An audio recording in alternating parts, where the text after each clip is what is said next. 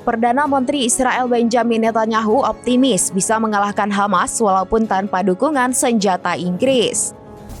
Pernyataan ini merespons keputusan London yang akan menangguhkan 30 lisensi ekspor senjata ke Tel Aviv. Menurut Netanyahu, keputusan Inggris hanya akan membuat Hamas semakin berani.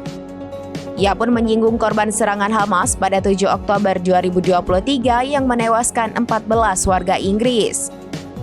Selain itu, masih ada 5 warga London yang kini ditahan Hamas di jalur Gaza. Netanyahu menilai jika Inggris benar-benar menangguhkan senjata ke Israel, maka keputusan itu sangat memalukan.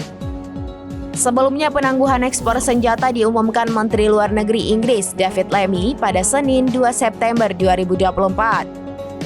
Dalam pidatonya di parlemen, Lammy mengatakan keputusan itu diambil menyusul peninjauan ulang atas lisensi ekspor senjata Inggris. Hasil peninjauan ulang menunjukkan adanya resiko jelas bahwa senjata tersebut akan digunakan dengan cara yang dapat melanggar hukum internasional.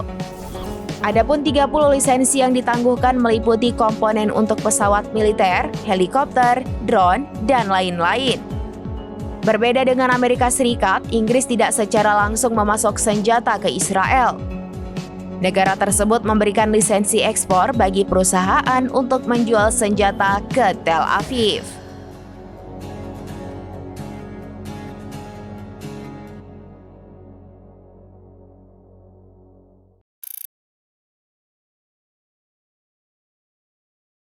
Download Tribun X sekarang, menghadirkan lokal menjadi Indonesia.